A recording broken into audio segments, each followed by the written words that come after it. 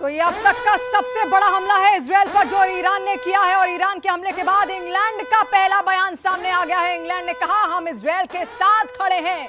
ये तमाम वो देश हैं जो इजराइल के साथ अब आ रहे हैं। इजराइल को आत्मरक्षा का अधिकार है, ये उन्होंने कहा। ईरान अपने प्रॉक्सी ताकतों को हमले से रोके, और इंग्लैंड भी अब यहां पर साथ आ गया है। इंग्लैंड ने भी अपने साथ का दावा इजराइल के लिए कर दिया है, क्योंकि इजराइल मिडिल ईस्ट में एकमात्र यहूदी देश है। दुनिया के कम से कम 50% ऐसे यहूदी हैं जो केवल इजराइल में ही बसते हैं, बाकी सब बसते हैं कुछ खाड़ी देशों में बसते हैं, क्योंकि कई दौर ऐसे आए जब तमाम जो इजरायली थे उस वक्त इधर उधर तितर बितर हो गए, क्योंकि युद्ध के हालात हमेशा से ही इजराइल के अंदर बने हुए रहते हैं। तमाम जो खाड़ी देश हैं, तमाम जो आसपास के मुस्लिम देश हैं, अक्सर उनकी कोशिश यही थी कि यहूदी आखिर उनके जगहों पर आकर क्यों बस रहे हैं, और इसी कारणवश उन पर कई हमले भी उस दौरान किए गए, और तभी कई सारे इजरायली इधर उधर आकर बस गए। लेकिन एकमात्र यहूदी देश है मिडिल ईस्ट में, और इसी वजह से खुद को ताकतवर भी वो बनाए हुए है। छोटा देश है, अगर आप भारत से तुलना करें तो भारत का केरला हमने देखा है। केरला कितना छोटा सा उसका जो क्षेत्रफल है, लगभग उतना ही आप समझिए कि इजराइल भी उतना ही बड़ा है, और इसी वजह से अपनी सुरक्षा वो बहुत अच्छे से महफूज तरीके से कर पाता है, और लाखों की लगभग आबादी वहां पर है। लेकिन ऐसे में हालात वहां पर किस तरीके के पैदा होते हैं, इजराइल खुद को हर हालात में मजबूती से खड़ा रखने का पूरा प्रयास करता है, और इस युद्ध में भी लगातार उसकी ओर से यही किया गया। और अब जो ईरान ने उस पर हमले किए उसमें भी उसका आयरन डोम सबसे ज्यादा कारगर साबित हुआ। हालांकि कुछ एक दो जगह ऐसी रह गई थी। स्कूल की तस्वीर हमने आपको दिखाई, वहां पर किस तरीके से हमले हुए, अंदर तक मिसाइल पहुंची, स्कूल को नुकसान पहुंचा। स्कूल का जो तमाम जो गेट्स और दरवाजे थे, जो शीशे थे, वो टूटे और चिटके हुए नजर आए। लेकिन अब इजराइल ने साफ कह दिया है कि जो ये हमले यहां पर हुए हैं और जितना नुकसान उसको हुआ है, उससे कई गुना नुकसान वो ईरान को कराएगा, और ईरान अब इसके लिए तैयार भी है, क्योंकि ईरान के अंदर भी हलचल मची हुई है। ईरान में भी लोग परेशान हैं कि आखिर अब होगा क्या। वहां पर जितने भी गैस स्टेशन हैं, वहां पर लंबी लंबी कतारें इस वक्त हैं। लोगों के अंदर दहशत इस बात की है कि अब इजराइल की ओर से क्या कदम यहां पर उठाया जा सकता है, क्योंकि जो भी कदम अब इजराइल की ओर से उठाया जाएगा उसमें अमेरिका उसके साथ है, पश्चिमी देश उसके साथ हैं, और ऐसे में कोई बड़ा धमाका कुछ घंटों बाद ये खबर भी निकलकर सामने आ सकती है, रूबिका, कि कुछ बहुत बड़ा इजराइल ने ईरान पर कर दिया है। देखिए, अभी जितने भी मुल्क इजराइल के साथ खड़े हैं वो 7 अक्टूबर को ध्यान में रखेंगे। अभी 6 दिन बाद वो एनिवर्सरी आने वाली है। आप सोचिए, छोटे छोटे बच्चों को किडनैप किया गया। शिवानी, 2-2 साल के बच्चों को वो आतंकी हमास के उठाकर लेके चले गए गाजा में। अब तक कई ऐसे परिवार हैं जिसमें माँ आ गई है, पिता वहीं है, बेटी आ गई है, लेकिन उसका 2 साल का दुधमुआ बच्चा जो है वो आतंकियों के पास पड़ा हुआ है। तो अब यहाँ पर जब आपको फैसला लेना होगा तो ये फैसला लेना होगा कि किसने अटैक किया और कैसा। अब उसमें आप हिस्ट्री में नहीं जाएंगे। कुछ देर पहले ये तस्वीरें देखिए, ये जो तस्वीर हम आपको इस वक्त स्क्रीन पर दिखा रहे हैं, ये इजराइल के तस्वीर है, ये मैप है। ये उस वक्त की है जब 181 मिसाइलें दागी जा रही थी शिवानी जी। तो आप देखिए, मतलब ये वो इलाका है और इसमें सब कुछ आ गया है। मतलब गाजा भी आ गया, गाजा से जेरूसलम होते हुए हाइफा तक नहीं पहुंचा है, लेकिन एटलिट तक पूरा का पूरा इलाका एक के बाद एक ये रेड अलर्ट है। यानी ये पूरा जो आयरन डोम है वो एक्टिव हो गया होगा। 181 मिसाइल जेरूसलम तक को नहीं, तो आप देखिए जी रूबिका, देखिए चिपके चिपके आपस में कितनी सारी लोकेशन है। ये लोकेशन का साइन है, और जितने भी लोकेशन में आपको दिख रहा है, नीचे से लेकर ऊपर तक छोटे छोटे बहुत सारे लोकेशन है।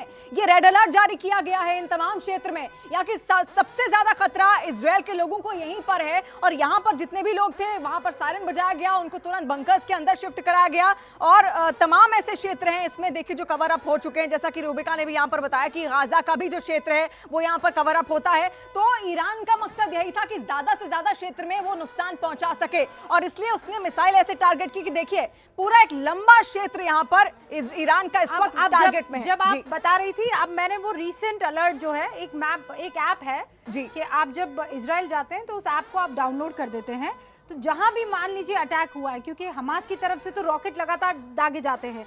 अभी रीसेंट अलर्ट आया था कुछ 1 घंटे पहले गजान में, ठीक है। अब वो कैसे पता चलेंगे, ये कन्फ्रंटेशन लाइन है, ये है वो गजान। यानी यहाँ पर इस वक्त लगातार अलर्ट जो है वो डेंजरस बीप जो है वो चल रही है, और यहाँ के लोग अभी मौजूद होंगे अपने बंकर्स में, यानी अपने सेफ होम में। लेकिन अगर उसके बाद आप देखें तो ये पूरा का पूरा इलाका अभी सेफ है।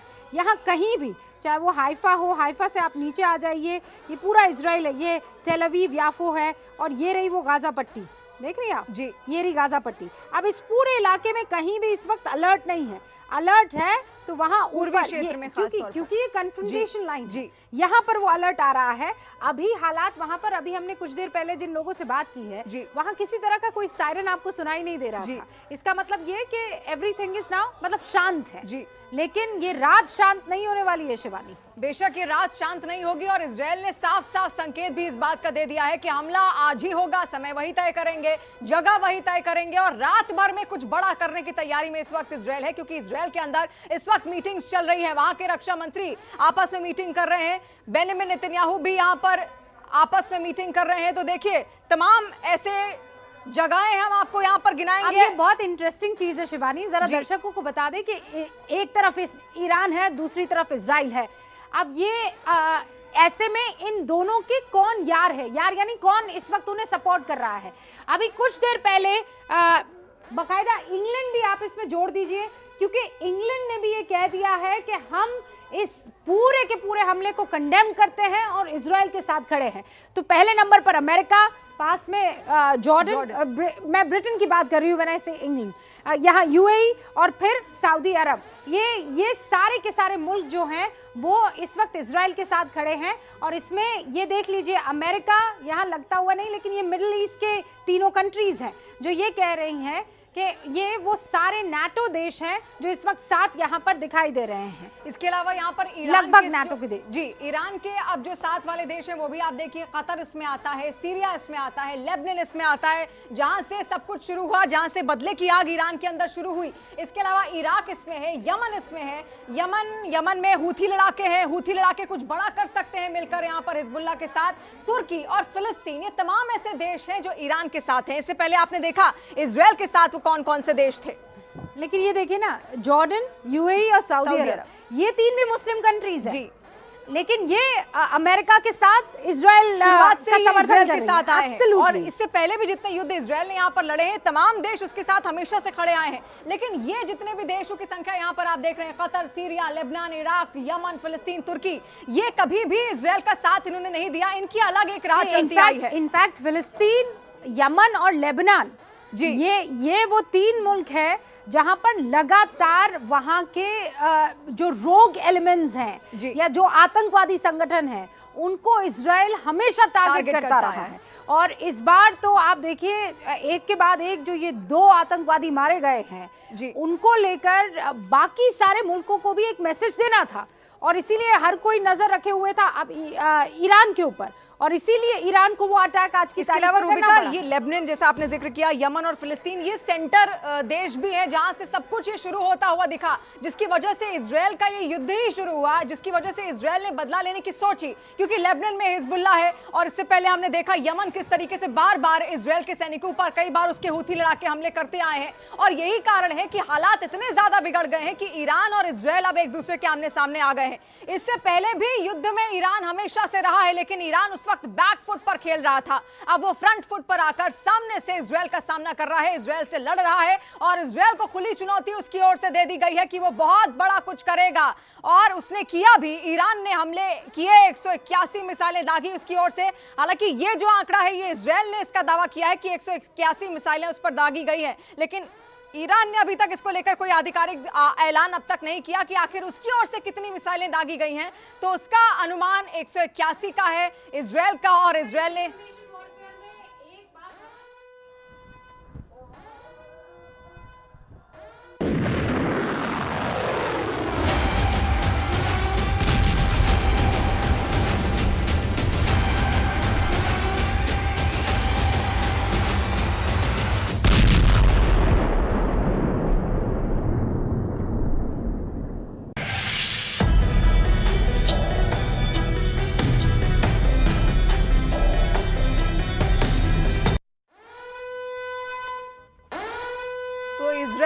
ईरान युद्ध से जुड़ी हुई बड़ी खबर हम आप तक पहुंचा रहे हैं। ईरान के राष्ट्रपति ने इमरजेंसी बैठक यहां पर बुला दी है और बैठक में नेशनल सिक्योरिटी, फॉरेन पॉलिसी के तमाम वो सदस्य यहां पर अब शामिल होंगे जो ईरान की सुरक्षा को सुनिश्चित करेंगे, क्योंकि ईरान अब घबरा गया है। बड़ा हमला इजरायल और अमेरिका मिलकर उस पर करने वाले हैं और ऐलान भी वक्त का कर दिया गया है कि आज रात ही ये सब कुछ होता हुआ यहां पर दिखेगा। और इसी वजह से इस वक्त जो रक्षा विभाग है ईरान का, खासतौर पर जो सिक्योरिटी सर्विसेज हैं वो सबसे ज्यादा सख्त हो गई हैं। उनको सबसे ज्यादा डर सता रहा है कि अब क्या करेगा, कौन कौन से वो इलाके होंगे जिनको खाली कराना चाहिए इस वक्त ईरान को, क्योंकि इजरायल जबरदस्त हमले अब जब भी करेगा, बहुत बड़े हमले ईरान पर करेगा। वो तस्वीर भी हम आप तक लगातार ये पूरी कवरेज यहां पर पहुंचा रहे हैं और रात भर में जो कुछ भी होगा हर चीज आपको न्यूज 18 इंडिया के जरिए हम यहां पर दिखाने की कोशिश करेंगे। और इजरायल का खतरनाक फाइटर जेट, उसके बारे में आपको बता देते हैं। ईरान पर जो हमला करेगा, क्या वो F-35 होगा या फिर वो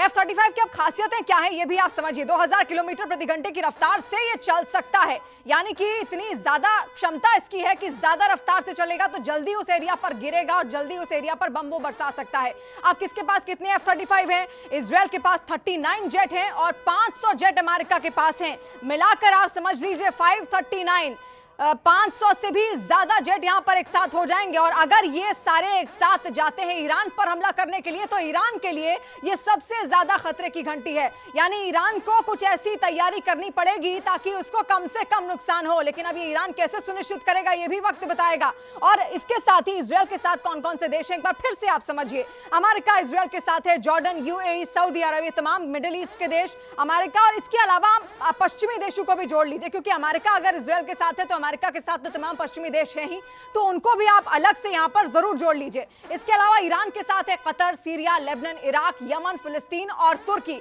ये तमाम देश ईरान के साथ उस वक्त खड़े हो जाएंगे तो दुनिया आपको दो हिस्सों में बटी हुई यहां पर साफ नजर आएगी।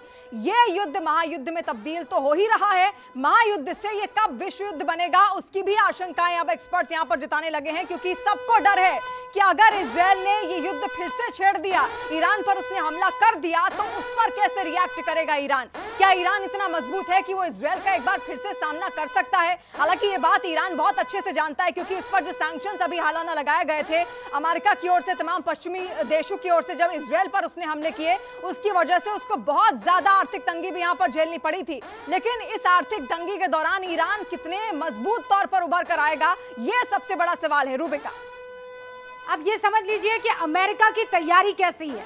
मॉनिटरिंग रूम में मौजूद बाइडेन और बाइडेन के तमाम जो साथी हैं वो ये डिसाइड कर रहे हैं कि क्या और कौन सा लड़ाकू विमान, कौन सा लड़ाकू स्क्वाड्रन, कौन सा कैरियर स्ट्राइक ग्रुप अब भेजा जाना है।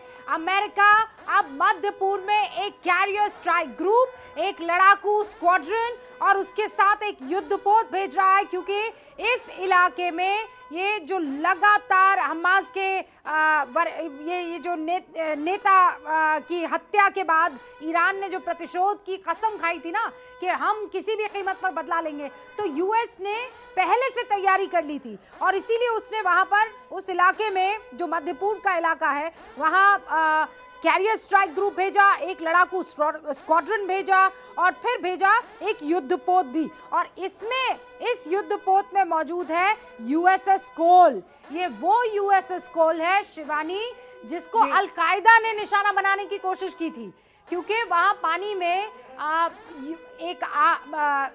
जब ये फ्लैग लहरा रहा था अमेरिका का, तो सिंबोलिज्म के लिए कि देखिए हमने सबसे बड़े युद्धपोत को अटैक कर लिया, अल-कायदा ने, तो वो यूएसएस कोल जो है उस तक को अब इजराइल की मदद के लिए भेजा जा रहा है। यानी अब ये आगे बहुत भयावह रूप लेने वाला है, जब अमेरिका की तरफ से कहा जाता है कि you will have to face severe consequences. मतलब ये है कि अब इजराइल की ताकत और सुपर पावर अमेरिका की ताकत दोनों मिलकर ईरान को अब काउंटर अटैक करेंगे। जी, और यही कारण है कि ईरान इस वक्त बहुत बुरी तरीके से परेशान है। ईरान में भी इमरजेंसी बैठकें चल रही हैं और ईरान को बिल्कुल समझ नहीं आ रहा कि इस वक्त करना क्या चाहिए।